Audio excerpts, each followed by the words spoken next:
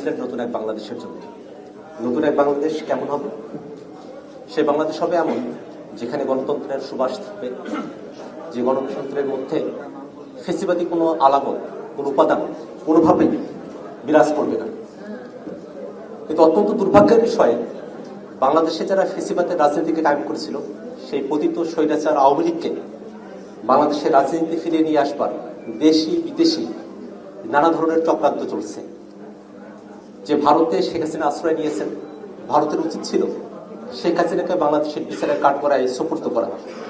দুর্ভাগ্যের বিষয় ভারত সরকার এবং ভারতের রাষ্ট্রযন্ত্র শেখ হাসিনাকে রাজনীতিতে সক্রিয় হবার সুযোগ করে দেবার জন্য তাদের ভেরিফাইড ফেসবুক পেজ থেকে কথা বলার পর্যন্ত সুযোগ করে দিয়েছে। আমরা বাংলাদেশের জনগণ ভারতের এই ধরনের কার্যক্রমের নিন্দা জানাই।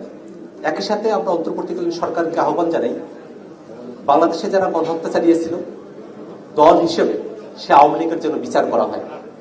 বাংলাদেশে সামনের দিনে আওয়ামী লীগের মার্কা, আওয়ামী লীগের মতাদর্শ এবং এই নাম নিয়ে আর কোনো ফেসিবাদী শক্তি যেন বাংলাদেশে রাজনীতি করতে না পারে, সে ব্যাপারে যে ধরনের বন্দোবস্ত, যে ধরনের ব্যবস্থা নেওয়া প্রয়োজন, আইনগত এবং জনগণের পক্ষ থেকে যেসব দাবি রয়েছে সে দাবির পক্ষে কার্যকর ব্যবস্থা গ্রহণের জন্য আমরা অন্তর্বর্তীকালীন সরকারের কাছে আহ্বান জানাই।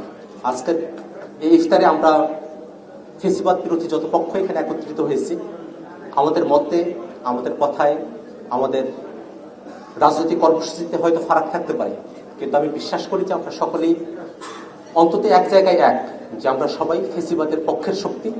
বাংলাদেশে আমরা কোনোভাবেই ফেসিবাদকে পুনঃপ্রতিষ্ঠা হতে দেওয়া, পুনর্বাসন হতে দেওয়া যে চক্রান্ত চলছে সেটাকে আমরা কখনোই সফল হতে দেব না। আশা করব ইফতারের পূর্ব মুহূর্তে আমাদের যে আহ্বান, আমাদের যে আকাঙ্ক্ষা, মহান আল্লাহ রাব্বুল আলামিন আমাদের সেই দোয়াকে কবুল করবেন। সকলকে ধন্যবাদ। আসসালামু আলাইকুম।